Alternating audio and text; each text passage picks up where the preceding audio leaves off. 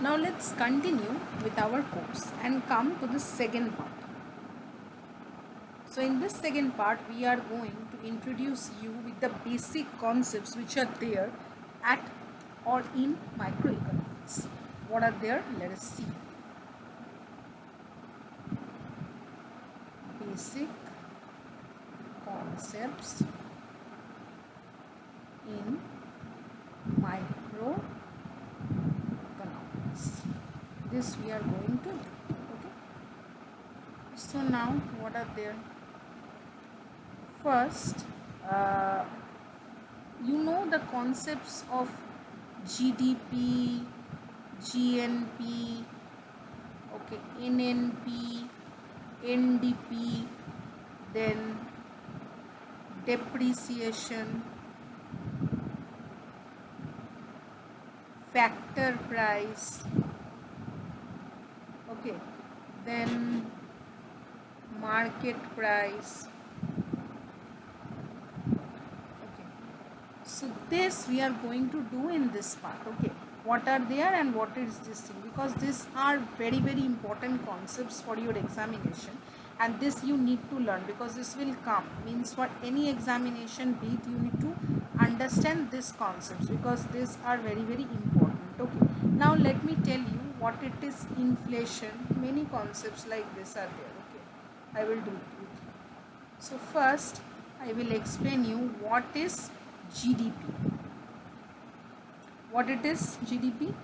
The total value, and there was a question on ugcnet from this part. Okay, what it is? So this means the total value of all the goods and services, the total value of all the goods and services which is produced during a time, that is called as GDP.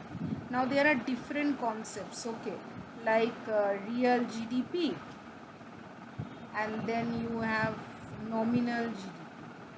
So these concepts are there, like something you will have price and quantity at this level, price of that level and quantity of now, and this will determine price of now and quantity of now. This is what you will learn here because this is very important. Okay, these concepts you need to understand every time.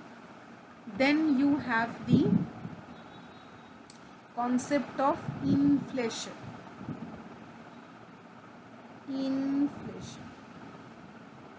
Okay, what it is there on inflation, that we will learn.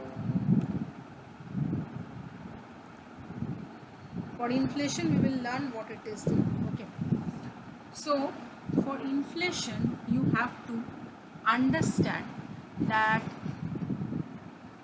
inflation means what? Inflation means obviously the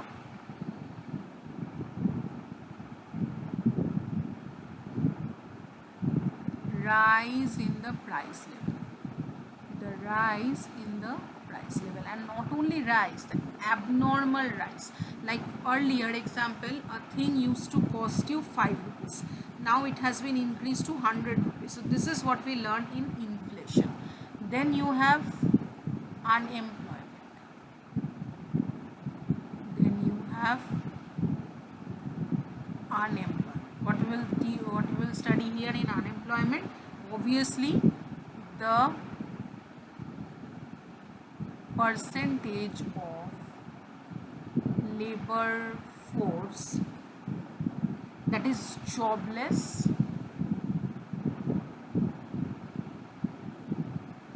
and actively seeking work. Okay, now there are different types of this. It can be, frictional unemployment, I told you, right? On unemployment it can be frictional, it can be structural, it can be cyclical. Okay, so it depends on which type we will study, but there are different types on which type which is important that we will do. So this is all about. Now there are certain formulas which you need to understand for this. Okay, so that I will make you explain because that is very important. The main formula which is required all the time, that is GDP equals to C plus I plus G plus X minus M. Now you will tell me what it is. Where GDP we know gross domestic product obviously. Here the C is your consumption. The people what they are consuming, that is C. Okay. Then you have I, that is investment. Okay. Then you have G, that is government spending. Okay. Then you have X, that is exports, and then you have M, that is the imports. Okay, so this is all about your GDP. Then you have formula which I've already told you, that real GDP. Okay, now here I am doing with you the formulas. Okay, what it is real GDP? Real GDP means nominal GDP by GDP deflator multiplied by 100. This formula, small formula I am doing, this you need to remember. Okay, then you have inflation, which is very important, which I told you that in abnormal increase in the price. Okay, how you will calculate that? CPI in current year, right, minus CPI in previous year, okay, by CPI in